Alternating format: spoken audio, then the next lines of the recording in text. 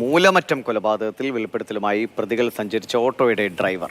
പ്രതികൾ സാജൻ സാമുവലിന്റെ മൃതദേഹം വാഹനത്തിൽ കയറ്റുന്നത് വണ്ടിയിടിച്ച് ചത്ത കാട്ടുപന്നിയാണെന്ന് പറഞ്ഞാണെന്നാണ് ഡ്രൈവർ പറയുന്നത്. മൃതദേഹം വണ്ടിയിൽ നിന്നും ഇറക്കിയപ്പോൾ മുടി ശ്രദ്ധയിൽപ്പെട്ടിരുന്നുവെന്നും ഡ്രൈവർ മാതൃഭൂമി ന്യൂസിനോട് പറഞ്ഞു. ഒരു ഫോണിൽ വിളിച്ചിട്ട് നമ്മളോട് സിമെന്റും അങ്ങനെ കുറച്ച് ടർപ്പായും പ്ലാസ്റ്റിക് കയറും മേടിച്ചുകൊണ്ട് ഇവര് താമസിക്കുന്ന താമസ സ്ഥലത്തേക്ക് ചെല്ലാൻ പറയുമായിരുന്നു. അപ്പോൾ അന്ന് ഓട്ടം കുറവായതുകൊണ്ട് നമ്മുടെ പൈസ ഇല്ലാത്തതുകൊണ്ടും സാധനം കിട്ടിയില്ല എന്ന് പറഞ്ഞു.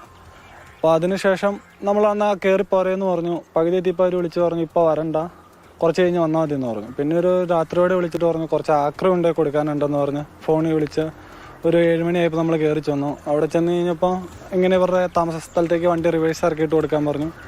അപ്പോൾ ഒരാൾ വന്ന് നമ്മളെ സംസാരിക്കാനെന്ന് പറഞ്ഞ് മാറ്റി നിർത്തി. അപ്പോൾ ആൾ തന്നെ ചായ കുടിക്കാൻ പോകാമെന്ന് പറഞ്ഞ് നമ്മളെ നിർബന്ധിച്ച് ചായ കുടിക്കാൻ കൊണ്ടുപോയിരുന്നു. അപ്പോൾ ഇവരിങ്ങനെ പുറകെ കയറ്റാൻ തുടങ്ങിയപ്പോൾ നമുക്കൊരു സംശയം തോന്നിച്ചെന്ന് നോക്കിയപ്പോൾ ഇവർ പറഞ്ഞു കുറച്ച് പന്നിയിറച്ചിയാണ് വണ്ടി ഇടിച്ച് കിട്ടിയ കാട്ടുപന്നി, അപ്പോൾ നമ്മൾ കയറ്റാൻ പറ്റത്തില്ല എന്ന് പറഞ്ഞു. അപ്പോൾ ഇവർ പറഞ്ഞു കുഴപ്പമൊന്നും ഉണ്ടാവില്ല, അങ്ങനെ വിഷയമൊന്നും ഉണ്ടാവില്ല, ഇവിടെ ഇടാൻ പറ്റത്തില്ല വണ്ടി ഇടിച്ച് കിട്ടിയതുകൊണ്ട്. അങ്ങനെ നമ്മൾ നിർബന്ധിച്ച് കയറ്റുമായിരുന്നു. അവിടെ നിന്ന് കയറ്റി 7 പേരോളം വണ്ടിയെ കയറി. നമ്മൾ 7 പേരെ കയറ്റാൻ പറ്റില്ല എന്ന് പറഞ്ഞാൽ 7 പേരോളം വണ്ടിയെ കയറി. വണ്ടിയെ കയറി അവർ മൂലമറ്റം ഭാഗത്തേക്കാണ് നമ്മളെ കൊണ്ടുപോയത്. അവിടെ മൂലമറ്റം ഭാഗത്തേക്ക് കൊണ്ടുപോകണ വഴിക്ക് 2 പേര് വഴിയിലിറങ്ങി. ഒരാൾ അതിൽ നിന്ന് നമുക്ക് 800 ഓട്ടോക്കൂലിയും തന്നു. അതിനുശേഷം ഈ തേക്കുംകൂപ്പ് ഒരാളെ ഒഴിഞ്ഞ പ്രദേശത്തേക്ക് വണ്ടി കയറ്റിക്കൊണ്ടുപോയി. അവിടെ വെച്ച് ഇത് വലിച്ചടിച്ച് ഇറക്കി കഴിഞ്ഞപ്പോൾ നല്ല ഭാരമുള്ള ഒരു സാധനം പോലെ നമുക്ക് തോന്നി. കാരണം ഈ 5 പേരുടെ കയ്യിൽ ഇത് നിൽക്കുന്നില്ലായിരുന്നു. അതിനുശേഷം ഇവർ ഈ നമ്മളോട് വണ്ടി തിരിച്ച് പൊക്കോളാൻ പറഞ്ഞു. അപ്പോൾ നമ്മൾ വണ്ടി തിരിച്ച് ഇതിൻ്റെ ഫ്രണ്ടിലെത്തിയപ്പോൾ ഈ ഹെഡ്ലൈറ്റിൻ്റെ വെട്ടത്തിൽ നമുക്ക് ഈ മുടി കണ്ടു. അപ്പോൾ ഇത് മുടിയാണോ പന്നിയുടെ രോമാണോ എന്നൊരു ചെറിയ സംശയം ഉണ്ടായിരുന്നു. അപ്പോൾ ഇത് ഇറക്കുന്ന സമയത്ത് ഒരു ചെറിയ അഴുകിയ സ്മെല്ലുണ്ടായിരുന്നു. അവിടെ നിന്ന് പിന്നെ നമ്മൾ അപ്പോൾ ഒരാൾ വണ്ടിയെ കയറി മൂലമറ്റം ടൗണിലെത്തിയപ്പോൾ ഇവരുടെ കുറച്ച് പിക്കാസും കൊട്ടയും ഒരാൾ എടുത്തു വെച്ചിട്ടുണ്ടായിരുന്നു. ഇതായിട്ട് തിരിച്ച് ആ സ്ഥലത്ത് തന്നെ ചെല്ലണമെന്ന് പറഞ്ഞു. അപ്പോൾ നമുക്കന്ന് സമയമില്ല, വേറെ ഒരു ഫംഗ്ഷൻ ഉണ്ടെന്ന് പറഞ്ഞ് ഇവർ തന്ന പൈസയിൽ ഒരു 60 രൂപ ഇവർക്ക് ഓട്ടോക്കൂലി കൊടുത്ത് വേറെ ഓട്ടോ വിളിച്ച് പൊക്കോളാൻ പറഞ്ഞ് തിരിച്ചു വരുമായിരുന്നു. അപ്പം ഇങ്ങനെ ഒരു ചെറിയ സംശയം മനസ്സിലുള്ളതുകൊണ്ട് നമ്മൾ വീട്ടിൽ ചെന്ന് അപ്പനോട് പറഞ്ഞപ്പോൾ അപ്പന് കാഞ്ഞാറ് SI ബൈജു സാറിനെ വിളിച്ച് പറയുകയും ചെയ്തത്. അപ്പോൾ സാറിങ്ങനെ തുടർന്ന് അന്വേഷിച്ച് കഴിഞ്ഞപ്പോൾ ഇങ്ങനെ കണ്ടെടുക്കുകയും ചെയ്തത്. ഇന്നലെ നമ്മളെ സ്റ്റേഷനിൽ വിളിപ്പിച്ചു കാര്യങ്ങളെല്ലാം അവർ അന്വേഷിച്ചു. ഇവർ നമ്മളെ സ്ഥിരമായിട്ടൊരു 2-3-4 ദിവസമായിട്ട് സ്ഥിരമായിട്ട് ഓട്ടം വിളിക്കുന്നവർ. ആദ്യം ഈ തോട്ടുങ്കര ഭാഗത്തേക്ക് ഓട്ടം വിളിച്ച് അങ്ങനെ പരിചയമായി. പിന്നെ നമ്മുടെ നമ്പർ മേടിച്ചു. സ്ഥിരം ഓട്ടക്കാർക്ക് നമ്മളങ്ങനെ നമ്പർ കൊടുക്കാറുള്ള. അപ്പം അങ്ങനെ നമ്പർ മേടിച്ച് പിന്നെ ഇവർ വിളിക്കും. പിന്നെ ഒരു ദിവസം ഇവിടെ നിന്ന് ഇവർക്ക് വണ്ടി കിട്ടാണ്ട് വരുമ്പോൾ നമ്മുടെ വണ്ടി വിളിച്ചാണ് ഇവർ പണിസ്ഥലത്തേക്ക് പോകണത്. മേലുകാവ് ആ പള്ളിയുടെ അങ്ങോട്ട് നമ്മുടെ വണ്ടി വിളിച്ചാണ് രാത്രി പോയിക്കൊണ്ടിരിക്കുന്നത്. അങ്ങനെ ആ പരിചയത്തിലാണ് ഇവർ വിളിച്ചത്.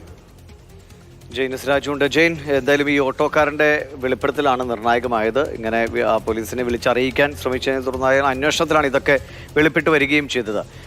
ഇതപ്പോൾ ഇവർ കൊലപാതകം നടത്തിയിട്ട് കുറച്ചുകൂടി അഴകിയ മണമുണ്ടായിരുന്നുവെന്ന് ഓട്ടോ ഡ്രൈവർ പറയുന്നുണ്ട്. അപ്പോൾ ഇത് എന്ന് കൊലപാതകം നടന്നുവെന്ന ഒരു സൂചനയിലേക്കാണ് പോലീസ് വരുന്നത്. മറ്റ് ഈ പ്രതികൾ പറയുന്ന മൊഴികളിൽ എത്രത്തോളം വിശ്വാസ്യതയുണ്ട്?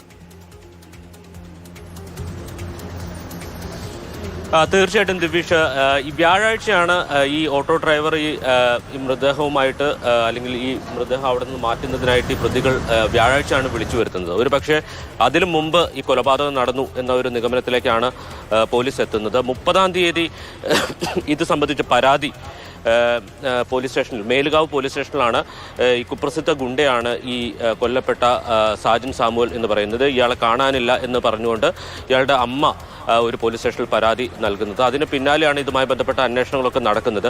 എന്തായാലും വ്യാഴാഴ്ചയാണ് ഈ വാഹനത്തിൽ ഈ മൃതദേഹവുമായി പ്രതികൾ മൂലമറ്റം തേക്കുംകൂപ്പ് ഭാഗത്തേക്ക് എത്തുന്നത് എന്നുള്ളതാണ് മനസ്സിലാക്കുന്നത്.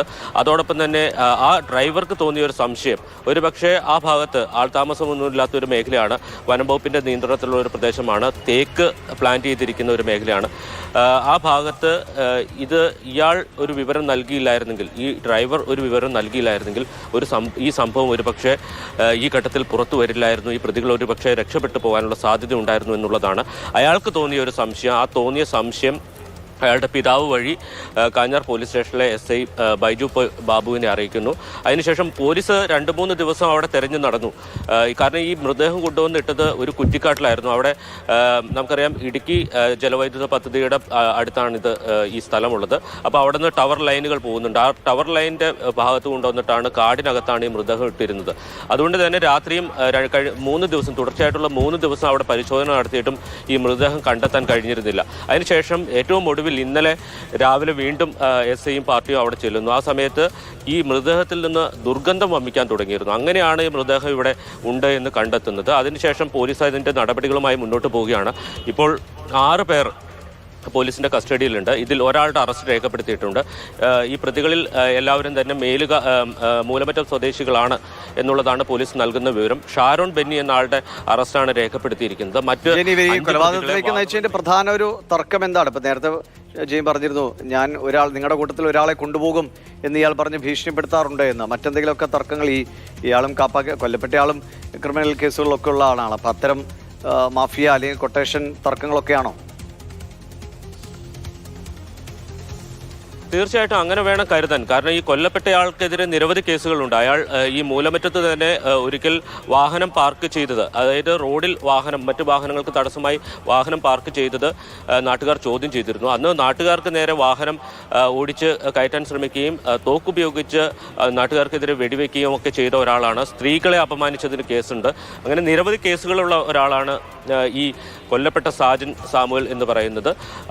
എറണാകുളം ജില്ലയിലും ഇടുക്കി ജില്ലയിലും കോട്ടയം ജില്ലയിലും വിവിധ സ്റ്റേഷനുകളിലായിട്ടാണ് ഈ കേസുള്ളത്.